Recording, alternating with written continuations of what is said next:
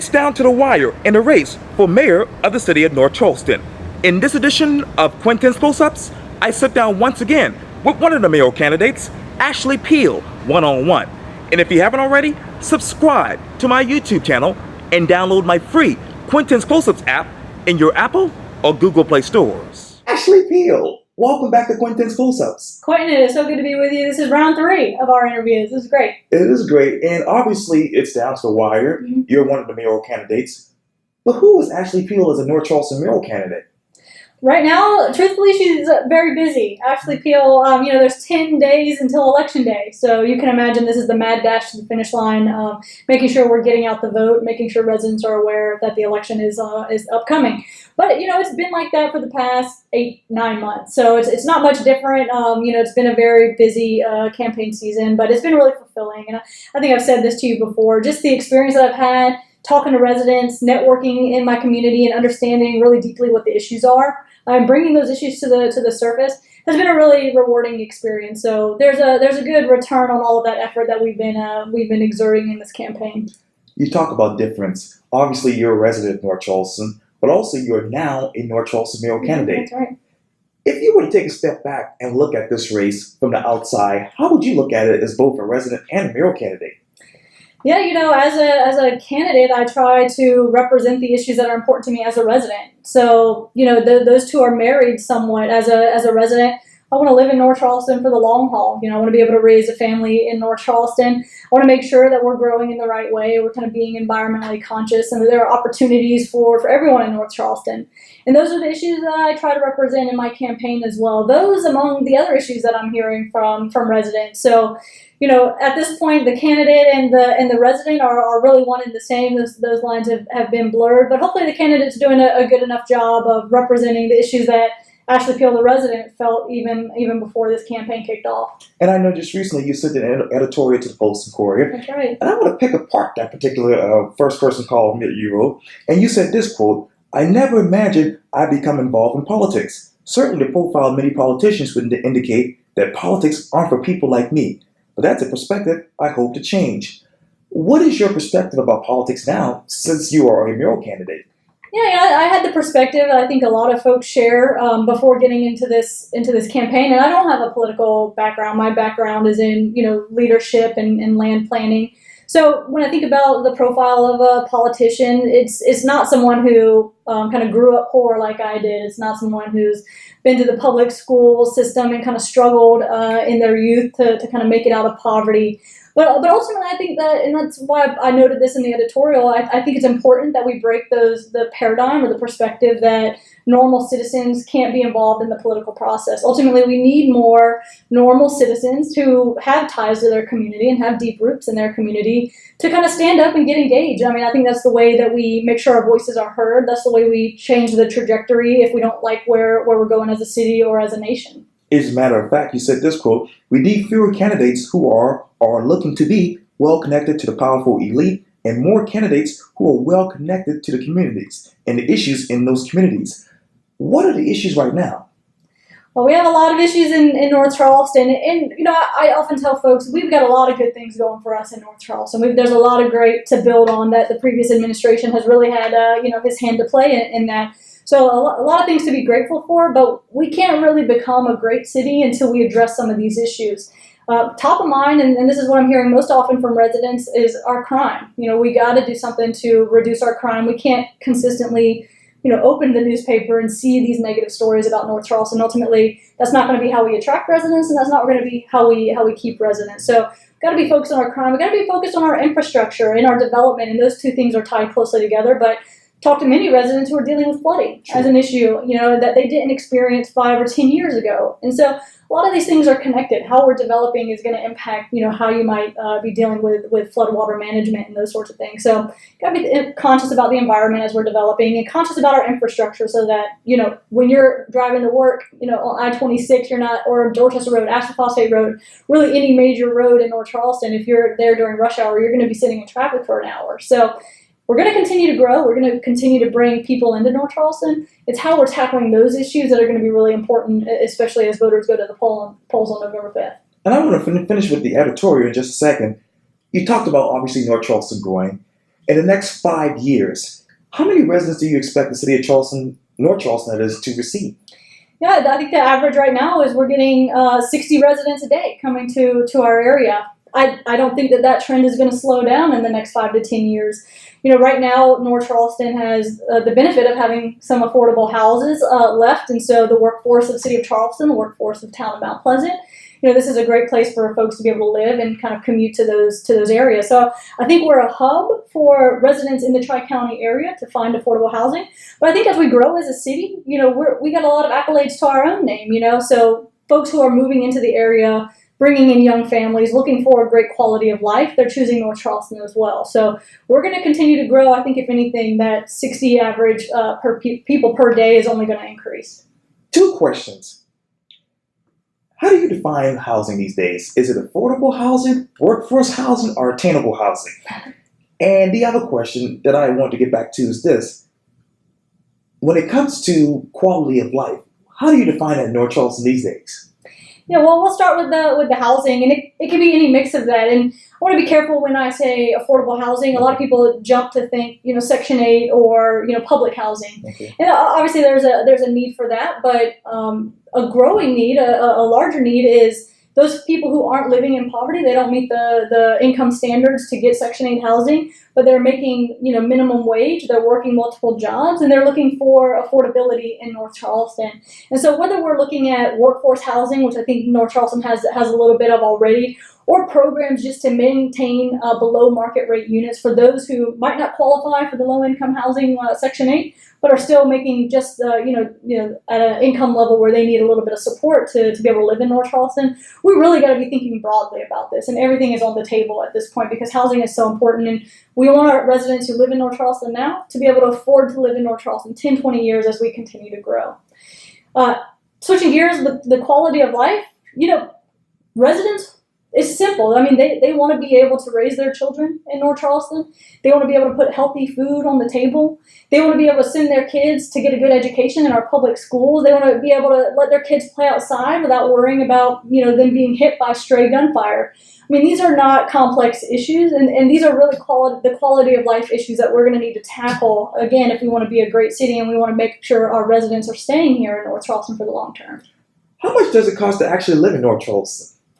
Well, it's a varying range. I think that there's an article in the Post and Courier that described affordable housing as in the $200,000 range, and I know many people that is not affordable for them. So, I think affordability is largely dependent on what your own personal income is. And again, the niche that is not being served really well right now is not the lowest income that's meeting the poverty level Section 8, and not sort of the middle class, but the folks in that group just in the between, right, where they're making the minimum wage, they're working food and beverage or administrative jobs and still struggling to get by in North Charleston. And I want to go back to your article because obviously you talk about this. You said this quote, "As I've spoken to residents across North Charleston, I've heard firsthand their top of the mind issues. North Charlestonians look at Charleston and Mount Pleasant and see the manifestation of some of their concerns related to growth, high costs of living, lack of affordable housing, poor transit infrastructure.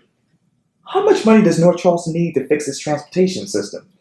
And that's a question that's come up before as well, and it's not going to be a completely City of North Charleston investment, right? We have a South Carolina Department of Transportation who statewide, their goal is focused on mobility, Sure. right? And North Charleston being the third biggest city in the state of South Carolina is seeing already a large portion of that investment, and we're going to need to see additional portions of that investment, again, as we continue to grow.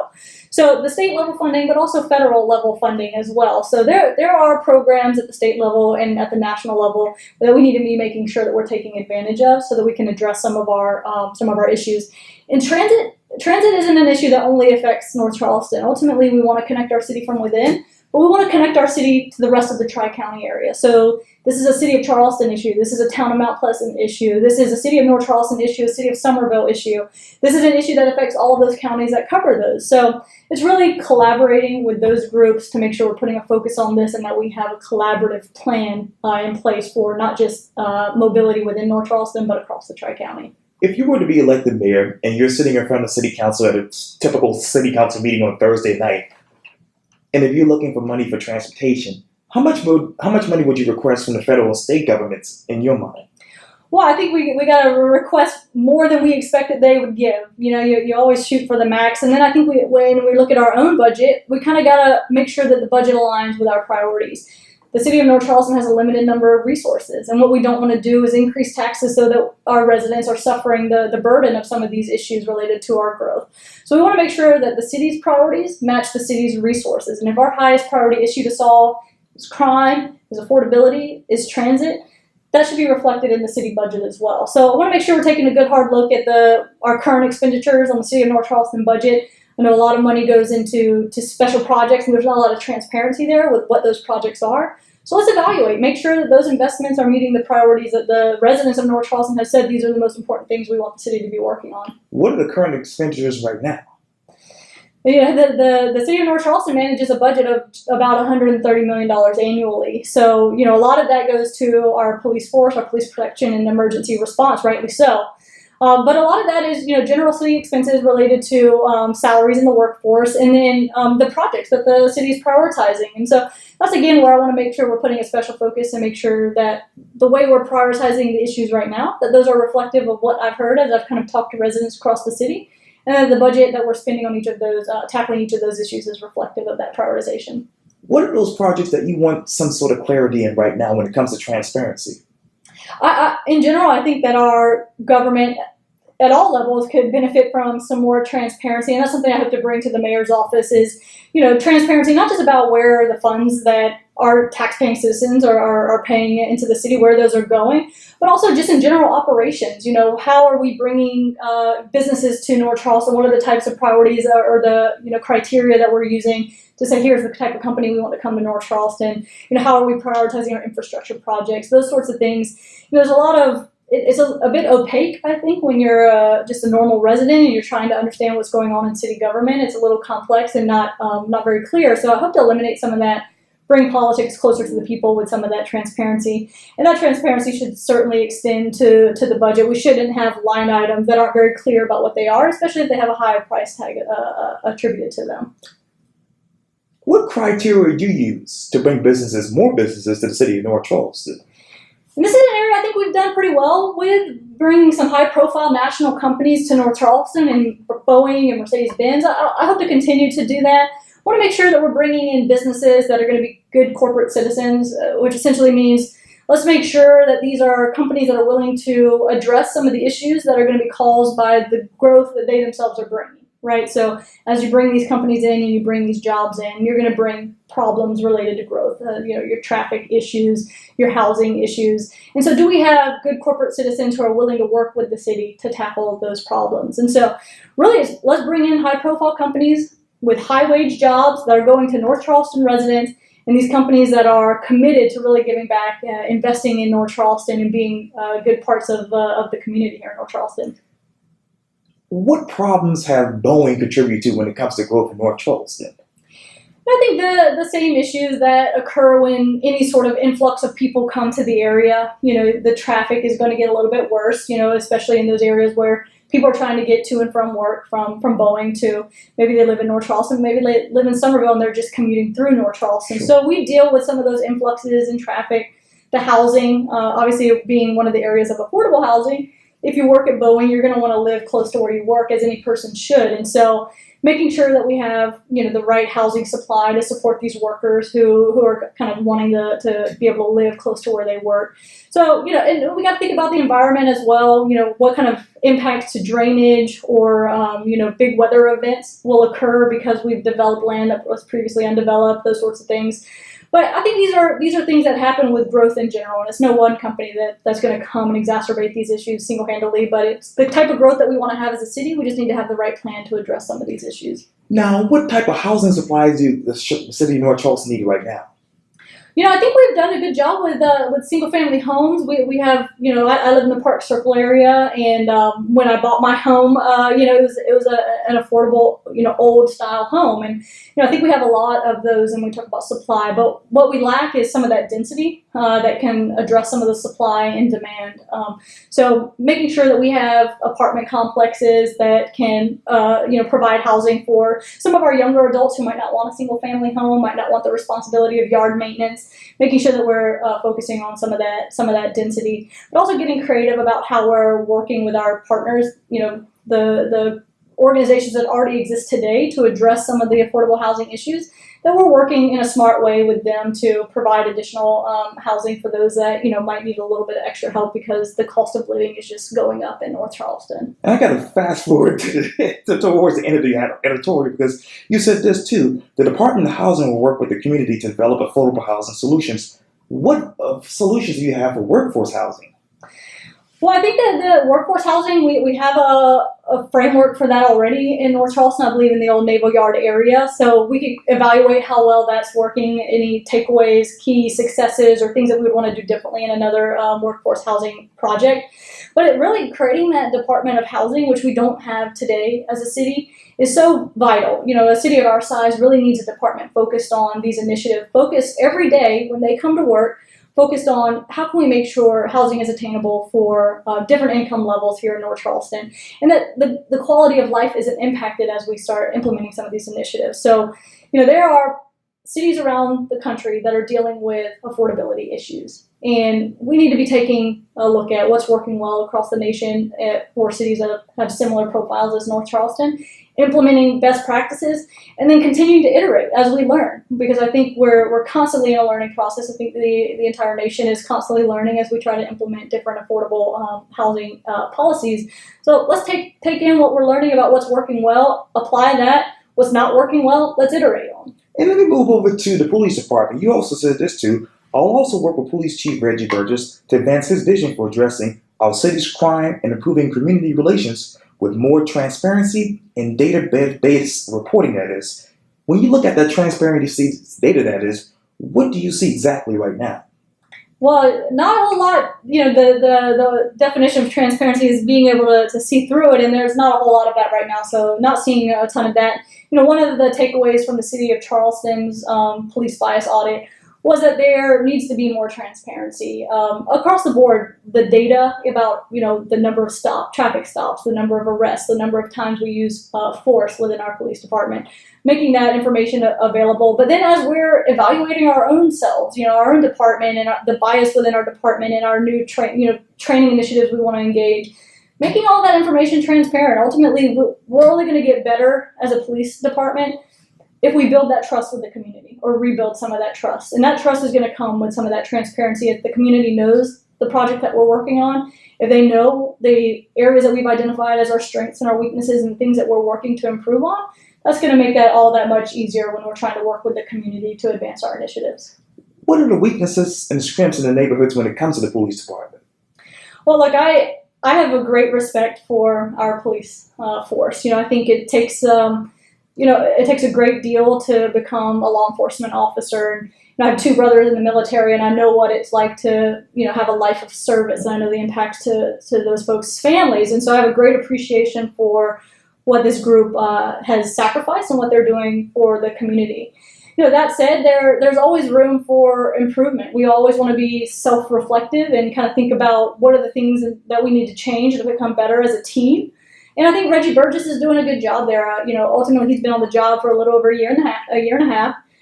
He's got a lot of the same initiatives that I have, when it comes to establishing relationships with the community, when it comes to recruiting a diverse workforce and training them and addressing some of the implicit bias within our police force. So there are things that we need to work on. Ultimately, I like to believe that, this is a group of people who want to do the right thing.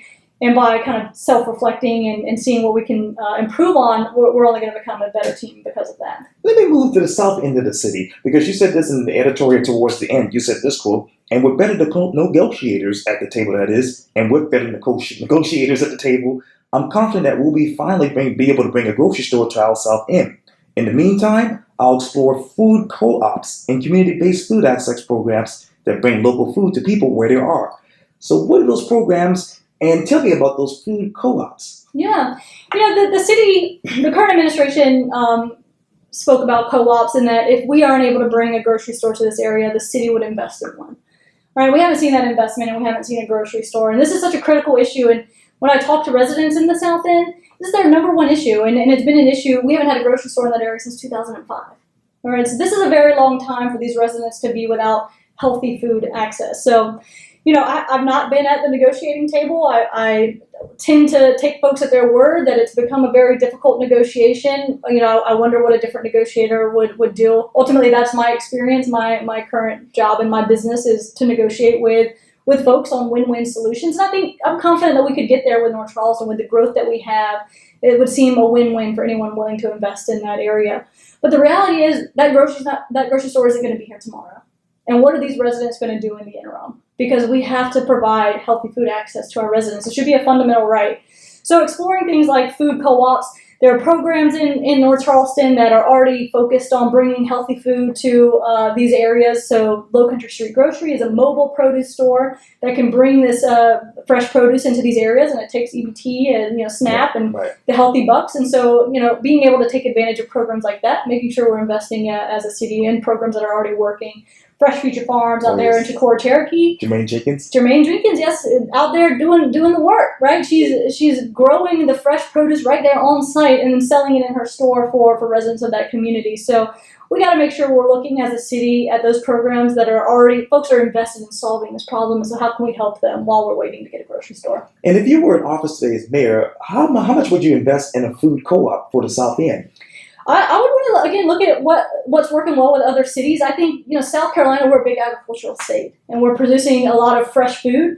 And I feel like that fresh food, it only makes sense that it should go to local people, right? There's a, supply and demand there, and the chain to get it to local people seems a bit shorter. So it would make sense that we have our local farmers providing them a space to sell their produce on a regular basis, not just, a Thursday afternoon, farmer's market, but grocery needs happen at any time during the week, and some folks' work schedules don't allow for them to go at a certain time. So having that flexibility to be able to go to a place to buy fresh South Carolina food at any time of the week, I think it's so important, and we can get a little creative about how we can implement that. But I think that there would be willing partners on the agricultural side trying to bring some of that fresh produce to our local folks.